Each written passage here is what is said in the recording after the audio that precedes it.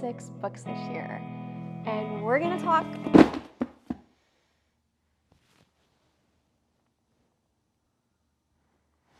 wow, okay, and we're gonna talk about all of them. Okay, I'm actually gonna set these down right now, that way I can bring them up as I talk about them, but we are gonna talk about all of them, but I'm going to try to keep it a little bit brief so I can get through them all without this being like a 30-minute video. I started this year with the goal of reading 24 books, and if I hit that, I really wanted to hit 25 just because I feel like that was a nice number. And I ended up hitting 26, and I'm really happy with that. I'm really happy that I surpassed my goal. 24 books for me meant 2 books a month, and I really did keep up with that. I kept up with it enough that I hit 26. A lot of times I really did 2, sometimes 3 books a month. Felt like I was very inconsistent with my reading in the past, and this year I feel like I finally gained that like routine of reading. So I typically read fiction, but I also read a little bit of nonfiction, so you are going to see a little bit of nonfiction scattered throughout the year. A little bit heavier on the fiction, but starting out with some nonfiction, so if you're here for the fiction, just stay here. I promise I'll get to it, and maybe you will even pick up a nonfiction or want to pick up a nonfiction book that I recommend. But I'm just going to start diving in here. The first book that I read in 2021 is Get Out of Your Head by Jennie Allen.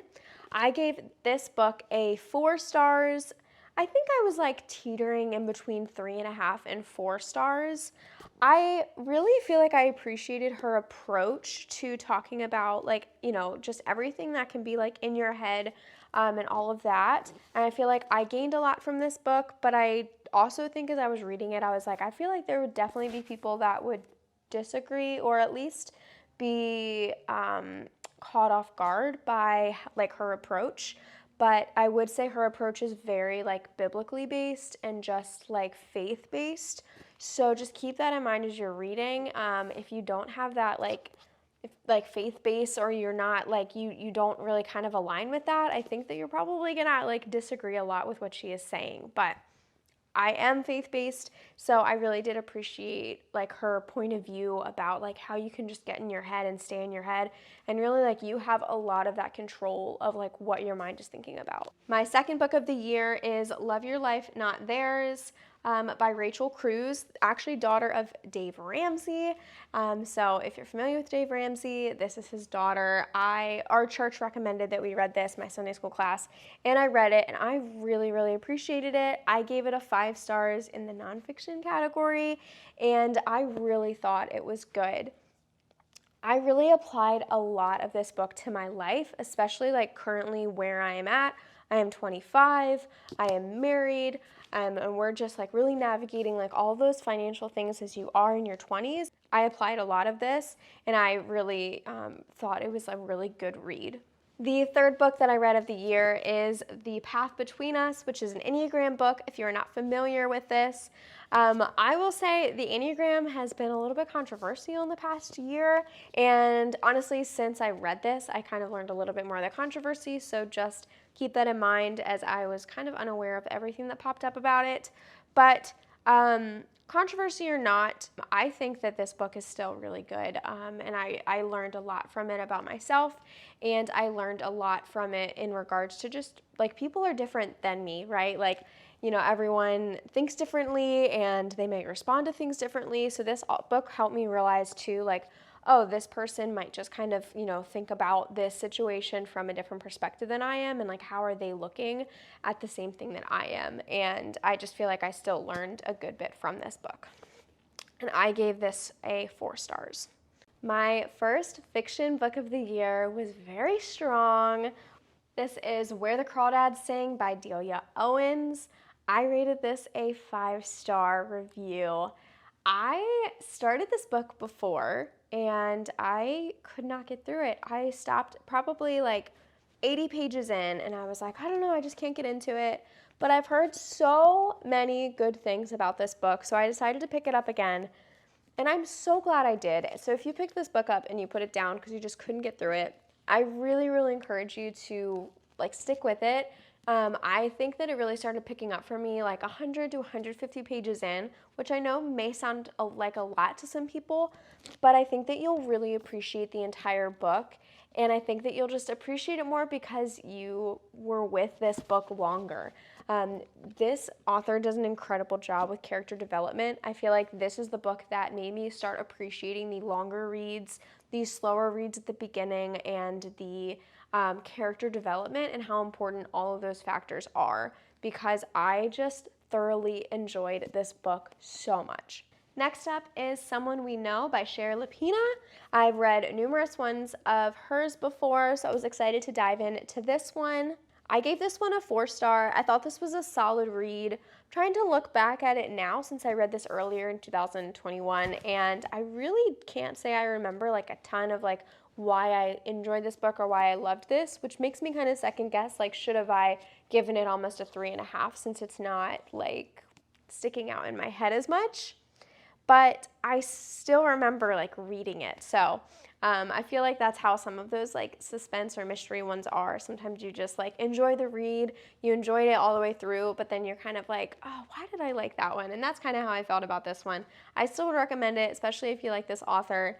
It's just not one that really like made it to my like top reads of this year. Pulling in another life book, I got Dave Ramsey over here with the Total Money Makeover book. You've probably seen this book around. I really did rate this 5 stars just because it was super motivating. It was very like informational, and I feel like I took so much from it and really like applied it to my life, and I applied it to like our future like financial goals and all of that. This is, I feel like, a really good time in our life that we started like really like diving in and focusing and really setting those financial goals. There's a lot about Dave Ramsey that I really do agree with, and that I think like he has really good points. So felt like this was very applicable.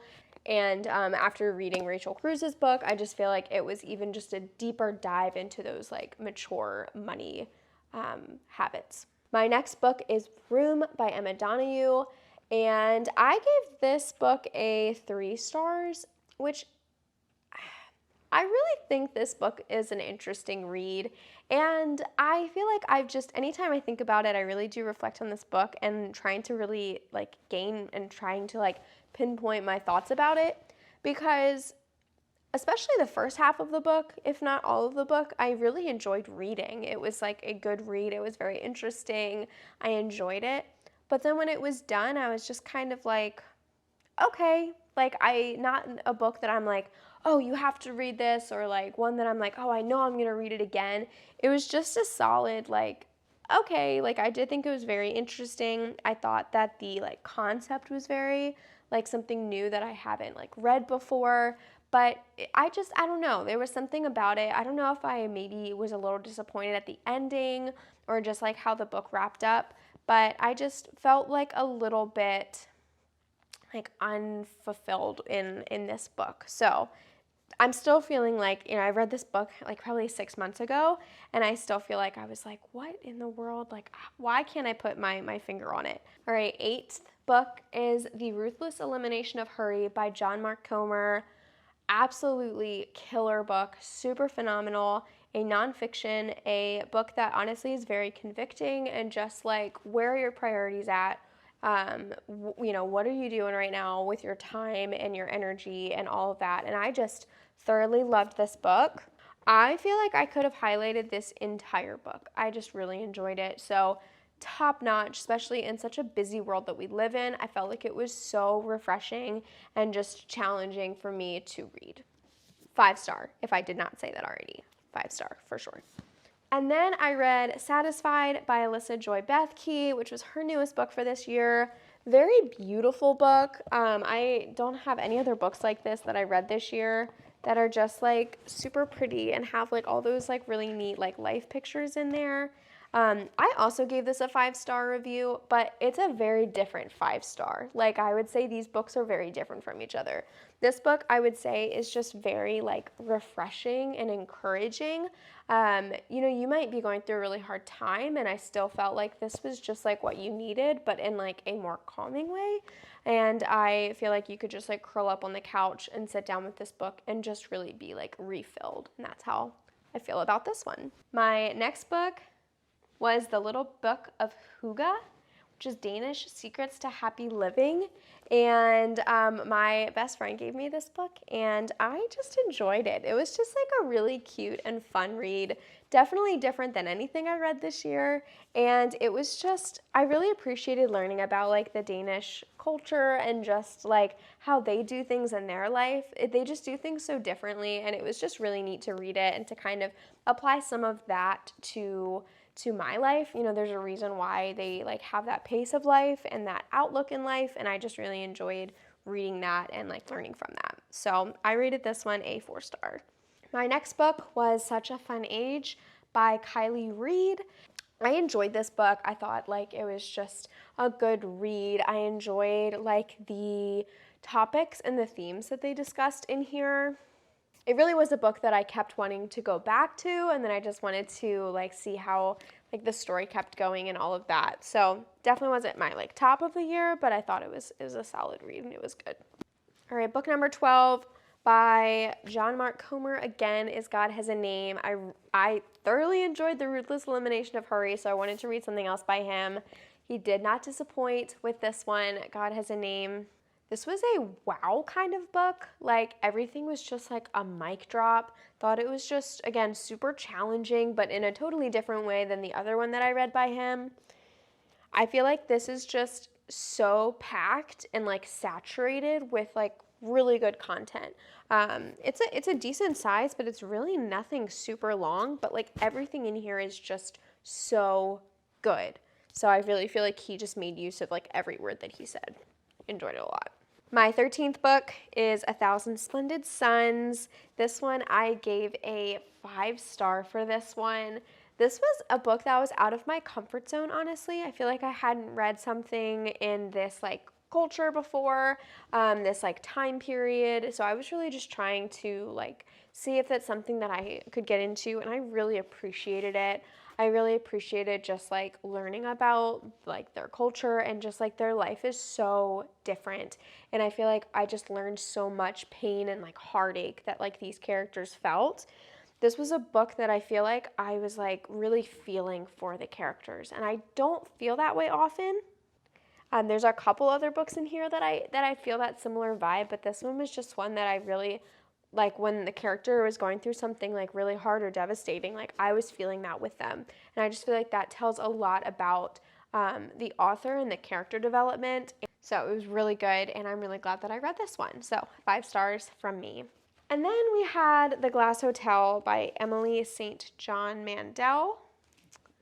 This book was not how I pictured it going. I don't know really what I was expecting, but it wasn't this. I feel even so bad just giving this review, but I'm just going to be honest. I gave this one a 2 stars. I just was not feeling it. And if you really liked this book, please like let me know what I'm missing. Because honestly, as I was reading this and almost finishing it, and then when I finished it, I just constantly felt like, okay, what am I missing here? Like, am I like not getting something? Like, I just didn't really feel like there was, I don't know, I didn't get it. And I guess that's like how I can summarize it.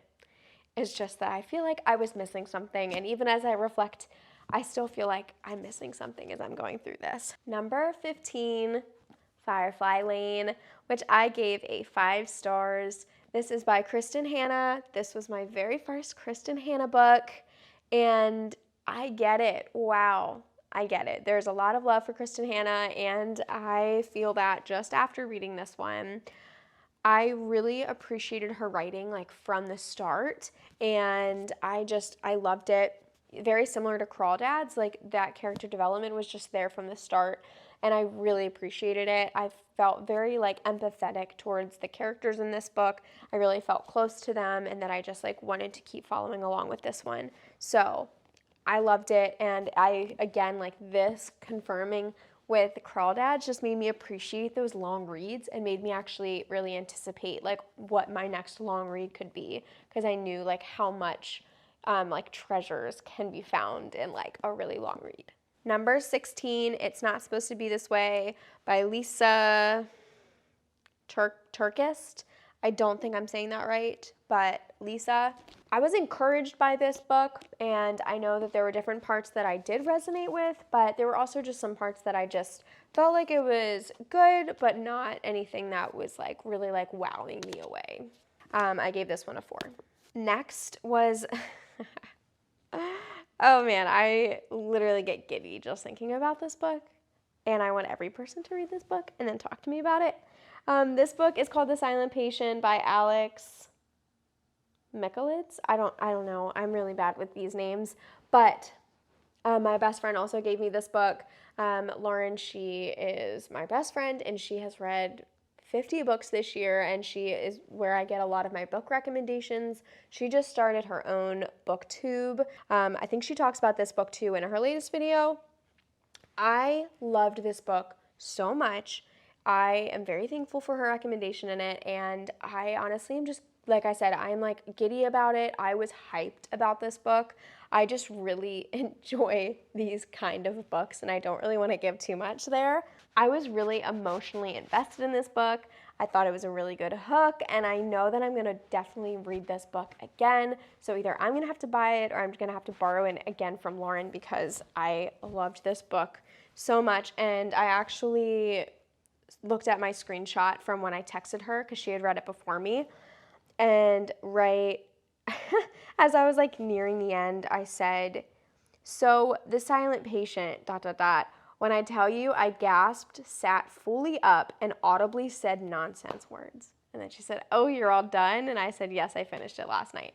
Oh yeah, that was my like afterthoughts. I feel like it's not often that I actually am like, what? Like actually, I remember just like flinging up in bed, and I was just like, what? This book is crazy. So absolutely loved it. Thought it was phenomenal. Book number 18, also Lauren's copy that she gave me, is The Push by Ashley Audrain. And I gave this one a 4 stars. I feel like this book made me feel things, which I guess is the point of a good book, right? Like you should feel things when you're reading. But I felt more than just like good emotions. I felt like I was like frustrated with the characters, and then I was like, just like, what are you doing? And like all of those moments. But I really feel like you are into like these characters and like what they're doing, because you're really trying to like get to the bottom of it. So I really enjoyed it. Overall, I thought it was really good. Number 19, Chasing Slow by Emily Larker. I gave this one a 2-star review. I was really excited about this one. I think the inside, like just how it's written, is very interesting. That's not why I gave it a 2-star review. I kind of liked that, but I would say I just was overall a little disappointed with this one. I think I just was looking to get something different out of it. I still definitely learned from it, but I was kind of looking for more ways to just like chase slow in my daily living. I really enjoyed the Ruthless elimination of hurry, which I talked about, and I was really in this kick of just like, let's slow down my life, like let's do that. And I just didn't quite get everything that I wanted from this book like I had hoped. And I just, honestly, it was kind of hard for me to finish. I just felt like it was very slow paced, which maybe was a lesson in itself, but I just, you know, kind of was overall a little disappointed. All right, number 20, The Hunting Party. I gave it a 3, maybe a 3.5, somewhere around there. I am just gonna kind of keep this one short. I enjoyed this one, but it was kind of like an book. Like, again, I think I really enjoyed reading it. It's not like it was really hard for me to get through, but at the end, I think it was just a solid, like, okay, like I enjoyed that, but not one that I feel like I'm going to like have to dig back into and really read again. Similar vibes to that last one is Little Fires Everywhere. Not vibe for the book, because they're very different books, but vibe in the I enjoyed reading it, but I just won't be like super quick to pick it up again. I thought it was good, but it just, I don't know, it just didn't really like fully stand out to me. I feel like there was a lot of hype about this book. And I don't know, I did enjoy it. I just feel like I would not count it as really like a super high book. I think I did rate it as a 4. Maybe I would go like 3.5 to 4, somewhere around there. And then a book that I do not have to question the rating at all, it's a very solid 5 stars, is Verity by Colleen Hoover. My very first Colleen Hoover book, and I am hooked, and I'm very excited. I want to read a lot more of her in 2022. Let me see what I wrote about this one. I said it was an insane read that blew my mind. I thought it was so good. I read this book super quickly, which I am not always the quickest at reading books, and I think I read this in maybe like 2.5 days, something like that. When I finished this book, I texted Lauren and I said, nearing the end of Verity, and OMG, I can't breathe. My heart is racing. I'm so scared to keep reading, but I can't stop. And then I like actually gave quotes from the book because I was that invested, and I just loved it. So good. Just amazing. I don't know how she does it. That was so good. Almost done. I have book number 23, The End of Her, another Shari Lapena book. I gave this one a 3. I enjoyed it, but it just didn't like fully stick out to me. Not one that made it to the top of my list, but it was still good. 24, The Great Alone. So good. I loved The Great Alone. I gave this one a 5. This was my second Kristin Hannah book that I've read, and wow, like I loved this one even more than Firefly Lane, and I loved Firefly Lane so much. This book makes me want to go to Alaska. Like I've already wanted to go to Alaska, but this just makes me want to go even more. I started like looking up YouTube videos on like just people that live in Alaska and all of that because I just wanted to like see what I was reading, and I just feel like I was so emotionally invested in this book. There was just so much in here to unpack. You're really like, again, empathetic with the characters. You just really like fall in love with those people, and you just really like understand like what those characters are feeling, even the ones that are like harder to like and all of that. I had an entire conversation with Lauren about this book when we both finished it. We read this at the same time, and I felt like I was back in like high school doing a reading club because we just talked about this book for a good bit and just gave all of our thoughts, and we gave like questions about it. It was so good. I really enjoyed it. My 25th book was November 9 by Colleen Hoover. Solid 5 for me. Again, Colleen Hoover did it again. So good. I can tell my 2 favorite authors this year were Colleen Hoover and Kristin Hannah. They both were just phenomenal. I really enjoyed reading Nicholas Sparks books when I was younger, like middle school and high school. And I feel like I kind of like outgrew that style a little bit, but this feels very like a matured version of like what I really enjoyed reading when I was younger. So this one's very different than Verity. So just take that when you're reading this one if you're coming from Verity. Very different pace, but just I really enjoyed this one. I just thought this was like I loved it. Like I really enjoyed it. I thought the concept of the book was just very like new. Like I hadn't really read anything like that before. Thought it was really good. So 5 stars. And my last one, which I actually just finished up this morning, is Not a Happy Family by Shari Lapena. I read 3 books by her this year. I didn't realize that. This book, I gave it a 4 stars. I really thought that I had this book figured out, and I don't do that with books, so I was like, wow, like I think I got this one. Like I got it. Pretty early on, I was like, I know where this is going. And I was very proud. And then I was wrong. So she still got me.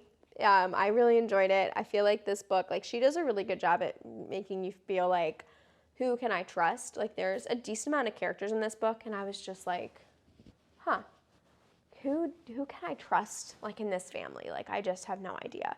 And I thought that like that's a really good like skill to have where you're just like constantly analyzing everybody. So that was my 26th book. Gave it a 4 stars. So my top 5 books in no particular order, because I really cannot decide the order of these. They were all very different, but I just loved them each in their own way. So again, no particular order, but my favorites this year are The Silent Patient, Verity by Colleen Hoover, Where the Crawdads Sing by Delia Owens, November 9 by Colleen Hoover, and The Great Alone by Kristin Hannah. Those are my top 5 fiction books. My top nonfiction book was The Ruthless Elimination of Hurry by John Mark Comer. So all of those books, phenomenal. It was a really, really good year of books for me. I feel like this year just made me really fall in love with reading.